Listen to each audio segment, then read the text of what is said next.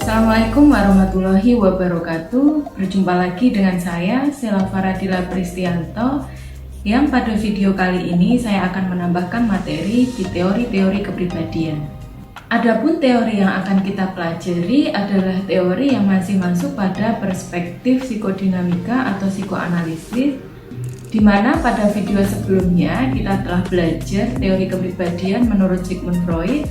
Kemudian kita melanjutkan teori pada ahli yang kedua, yaitu Carl Gustav Jung. Carl Gustav Jung masih dimasukkan pada perspektif yang sama dengan Sigmund Freud karena dasarnya adalah sama, yaitu mengenai kepribadian pada manusia itu didasarkan pada alam kesadaran dan ketidaksadaran. Akan tetapi Carl Gustav Jung ini nantinya ada sedikit perbedaan teori dari yang sebelumnya, yaitu Sigmund Freud. Baik, sebelum kita masuk pada konsep kepribadian yang dijelaskan oleh Carl Gustav Jung, kita akan belajar sedikit mengenai latar belakang dari tokoh yang bernama Carl Gustav Jung. Carl Gustav Jung lahir di Swiss pada tanggal 6 Juli tahun 1875. Ayahnya adalah seorang pendeta. Kemudian Carl Gustav Jung besar menjadi seorang psikiater. Seiring perkembangannya, Carl Gustav Jung menjadi pengikut Sigmund Freud sehingga teori dasarnya adalah teori psikoanalitik. Namun kemudian Carl Gustav Jung memiliki konsep yang berbeda mengenai ketidaksetujuannya dengan konsep seksual yang dijelaskan oleh Sigmund Freud. Carl Gustav Jung juga pernah belajar atau ahli dalam bidang arkeologi dan bahasa kuno, sehingga ini juga yang menjadi dasar nanti istilah-istilah dalam kepribadian itu didasarkan pada bahasa-bahasa atau seni-seni kuno. Selanjutnya kita masuk mengenai konsep atau pandangan mengenai kepribadian dari Carl Gustav Jung. Carl Gustav Jung sendiri menjelaskan kepribadian itu dengan istilah psyche, sehingga psyche itu menjadi istilah kepribadian yang dijelaskan oleh Carl Gustav Jung. Anggapannya dalam kepribadian, yaitu tingkah laku manusia, itu ditentukan oleh suatu dasar kausalitas.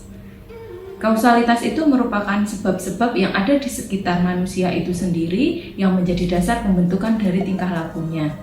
Dan juga selain kausalitas, tingkah laku manusia itu didasarkan pada adanya teologi ataupun aspirasi berkaitan dengan nilai-nilai rohani yang ada pada diri manusia. Karena didasarkan pada prinsip kausalitas dan teologi, maka tingkah laku manusia yang membentuk kepribadian dianggap sebagai produk atau wajah dari nilai-nilai leluhur ataupun nilai-nilai dari sejarah leluhur dari individu atau manusia itu sendiri.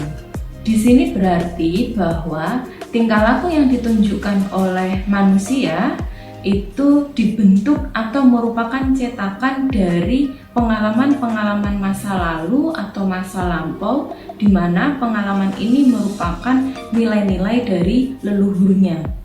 Manusia atau individu itu dilahirkan dengan membawa banyak kecenderungan yang diwariskan oleh leluhurnya dan menentukan apa yang akan direspon dan juga disadari dalam dunia pengalamannya. Sehingga menurut Carl Gustav Jung, ketika manusia itu berperilaku, maka sebenarnya perilaku itu sudah merupakan cetakan dari pengalaman-pengalaman sebelumnya yang merupakan nilai-nilai atau pengalaman dari sejarah nilai leluhurnya. Karena terdapat pengaruh dari nilai atau sejarah leluhur, maka ini yang akan membentuk konsep dari kepribadian atau psyche itu sendiri yang dijelaskan oleh Carl Gustav Jung. Nilai leluhur ini dianggap sebagai nilai-nilai yang masuk pada kondisi ketidaksadaran. Oleh sebab itu, yang membentuk adanya psyche pada manusia merupakan totalitas dari segala peristiwa psikis, baik itu yang berasal dari kondisi yang tidak disadari dan ataupun berasal dari kondisi psikis yang disadari. Oleh sebab itu, jiwa manusia yang menjadi dasar pembentuk dari kepribadian atau psyche itu sendiri didasarkan pada dua alam, yaitu alam sadar atau kesadaran dan juga alam ketidaksadaran atau ketidaksadaran. Alam sadar berisi mengenai penyesuaian terhadap dunia luar, sedangkan alam tak sadar berisi mengenai penyesuaian terhadap dunia yang ada pada di dalam individu atau manusia itu sendiri. Kedua alam ini tidak hanya saling mengisi, akan tetapi saling berhubungan secara kompensatoris. Yaitu ketika salah satu fungsi itu mengalami kendala, maka fungsi yang lain akan menggantikannya. Oleh sebab itu, kedua ini berfungsi sebagai penyesuaian, di mana alam sadar menjadi penyesuaian yang ada di luar dirinya, sedangkan alam tak sadar menjadi penyesuaian yang ada di luar dirinya. Selanjutnya, batas di antara dua alam tersebut, yaitu kesadaran dan tidak kesadaran ini tidaklah tetap, melainkan dapat berubah-ubah. Artinya, luas daerah kesadaran dan ketidaksadaran ini dapat bertambah ataupun juga dapat berkurang. Nah, ini tentunya berbeda dengan teori yang sebelumnya kita pelajari menurut Sigmund Freud, di mana Sigmund Freud menggambarkan tiga alam yang ada pada diri manusia itu. Yang paling besar adalah alam ketidaksadaran dan bawah sadar, sedangkan yang nampak di permukaan itu adalah alam kesadaran. Oleh Sigmund Freud digambarkan seperti gunung es, di mana jika menurut Carl Gustav Jung, alam kesadaran dan ketidaksadaran ini digambarkan seperti lingkaran yang mana bisa jadi luasnya adalah sama, jadi berbagi sama rata di mana alam kesadaran dan alam ketidaksadaran. Tapi ada kalanya alam kesadaran ini yang justru mendominasi sehingga luasnya lebih besar pada alam kesadaran, ataupun justru sebaliknya, bisa jadi alam ketidaksadaranlah yang lebih luas sehingga luasnya akan lebih besar yang ada di bawah, yaitu alam ketidaksadaran. Nah, ini diartikan bahwa alam yang dijelaskan oleh Carl Gustav Jung yang menjadi pembentuk dari psyche yang ada pada tubuh manusia ini bisa berubah-ubah. Ada kalanya perilaku yang ditunjukkan pada manusia itu didasari oleh penyesuaian yang ada dalam dirinya, yaitu alam ketidaksadaran, ataupun tingkah laku yang ditunjukkan manusia itu ada kalanya karena merupakan penyesuaian dari dunia luarnya, yaitu alam kesadaran. Akan tetapi, Carl Gustav Jung juga menjelaskan bahwa dalam kenyataannya, daerah kesadaran itu hanya merupakan sebagian kecil saja yang ada dalam alam kejiwaan atau alam yang mempengaruhi psyche itu sendiri.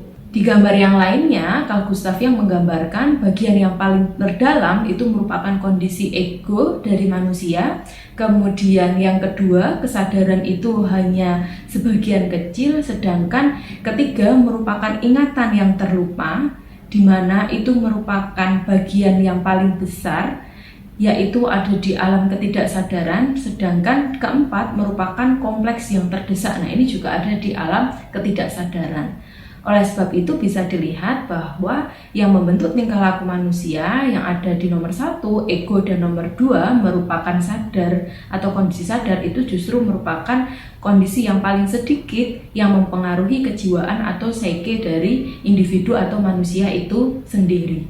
Ketika kita berbicara psyche menurut Carl Gustav Jung, maka nanti akan ada macam-macam sistem yang ada dalam alam kesadaran dan juga alam ketidaksadaran itu sendiri, di mana alam kesadaran ini berisi ego, kemudian di alam ketidaksadaran berisi ketidaksadaran secara pribadi atau ketidaksadaran berupa ingatan-ingatan yang ada pada dirinya sendiri. Sedangkan ketidaksadaran yang kedua adalah ketidaksadaran kolektif, di mana ketidaksadaran kolektif ini merupakan nilai-nilai sosial dari leluhurnya yang kemudian masuk dalam proses ingatannya, yang ada kalanya ketika sifatnya terdesak, ini akan muncul pada kondisi tingkah laku dalam kehidupan nyata. Pada ketidaksadaran kolektif itu berisi mengenai simbol-simbol, kemudian mimpi-mimpi, dan juga perilaku-perilaku yang berasal dari nilai-nilai keluarga, kemudian nilai-nilai religius, nilai-nilai sosial yang kental akan sejarah-sejarah nenek moyang dan leluhurnya. Oleh Carl Gustav Jung disebut sebagai archetype. Sedangkan pada ketidaksadaran pribadi ini berisi mengenai perilaku-perilaku yang kompleks. Sehingga menurut Carl Gustav Jung, ketidaksadaran yang membentuk perilaku manusia ini dibedakan menjadi ketidaksadaran pribadi murni berasal dari individu itu sendiri, dan juga yang kedua ketidaksadaran kolektif, di mana ini merupakan nilai-nilai atau sejarah dari nenek moyang ataupun leluhurnya. Sistem di mana oleh Carl Gustav Jung dijelaskan menjadi kesadaran dan ketidaksadaran, di sini akan membentuk aspek psikologis pada manusia itu sendiri. Yang pertama adalah pikiran atau kognitif, yang kedua adalah perasaan atau afektif, kemudian yang ketiga akan berfungsi sebagai intuisi atau penderiaan. Sehingga Carl Gustav Jung menambahkan ya, bahwa sistem psike ini akan membentuk adanya penderiaan atau intuisi. Ada proses intuisi yang turut membentuk perilaku, di mana ini digambarkan sebagai kepribadian. Dari fungsi psyche atau fungsi jiwa ini sendiri kemudian akan membentuk sikap atau tingkah laku dari manusia atau individu itu sendiri. Apakah manusia itu akan memiliki sikap yang lebih ke arah ekstrovert, ataupun apakah individu atau manusia itu menunjukkan sikap yang lebih ke arah introvert? Menurut Carl Gustav Jung, introvert itu adalah gambaran sikap yang ditunjukkan oleh manusia yang lebih mengarahkan dirinya ke dalam, sedangkan ekstrovert adalah sebaliknya, ketika individu itu berperilaku lebih mengarah ke tertarik dunia luar.